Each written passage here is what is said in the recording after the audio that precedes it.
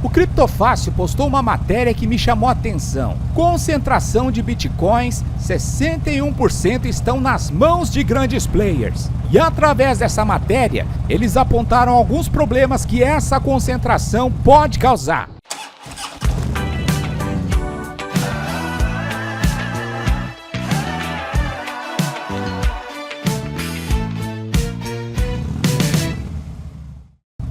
Para começo de conversa, meus amigos, eu quero deixar bem claro aqui para vocês que eu não sou hater do Bitcoin. Inclusive, eu tenho Bitcoin no meu portfólio de criptomoedas. E acredito também que no próximo ciclo de alta, o Bitcoin vai ultrapassar a marca dos 100 mil dólares. E quem sabe chegar aí na casa dos 150 mil dólares. Mas uma coisa que eu não posso ignorar é que o Bitcoin de fato não é completamente descentralizado. Existe uma ideia que geralmente é pregada pelos bitcoiners maximalistas de que o Bitcoin é a única criptomoeda descentralizada do planeta. E na minha opinião sincera, o Bitcoin não é a melhor criptomoeda e está muito longe de ser uma criptomoeda realmente descentralizada. Aliás, eu não acredito que nenhuma criptomoeda de fato é descentralizada, porque não existe uma descentralização absoluta. E quando eu falo em descentralização absoluta, eu estou falando no contexto geral. Você consegue utilizar Bitcoin sem internet?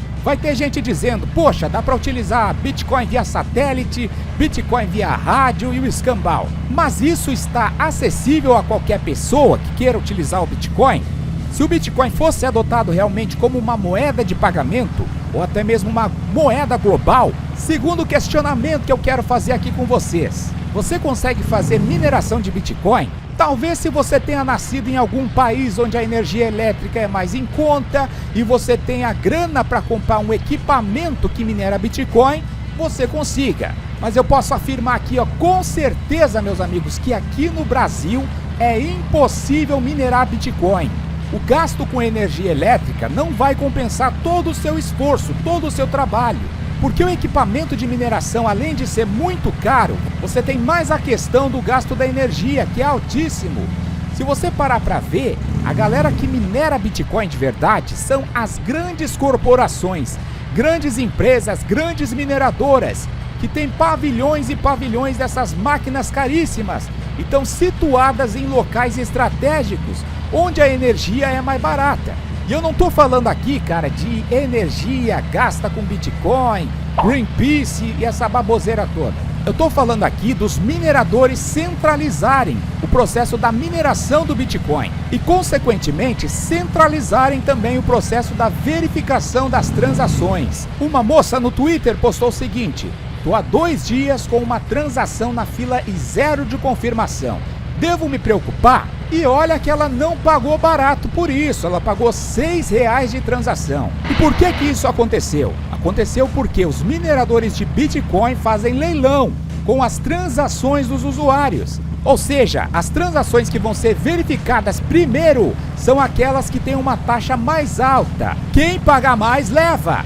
Ah, mas aí você vai dizer, poxa, nós temos a Lightning Network, que é para fazer essas pequenas transações, esses pagamentos do dia a dia. A Lightning Network, de certa forma, é uma coisa muito positiva para a rede do Bitcoin, porque ajudou bastante aí com esse quesito, né, de microtransações, transações praticamente instantâneas e também com taxa zero. Mas na Lightning Network também vamos encontrar alguns problemas de centralização, porque quase 70% dos nodes da Lightning Network estão em data centers, como por exemplo servidores como do Google, da Amazon.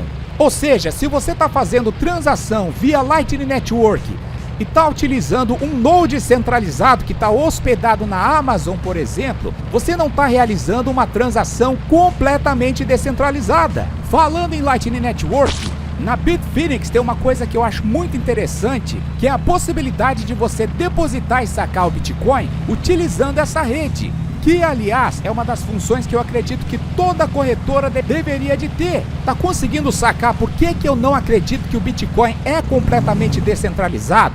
Por que eu digo que o Bitcoin tem uma pseudo-descentralização? E eu não estou falando aqui que existe uma outra criptomoeda que é realmente descentralizada. Porque não existe, meu amigo. Não tem criptomoeda completamente descentralizada.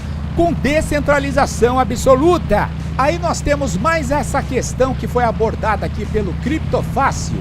De todos os bitcoins estão nas mãos de grandes players. Sei lá se estão considerando aqui a grande concentração que tem dentro de exchanges, mas também não deixa de ser uma centralização.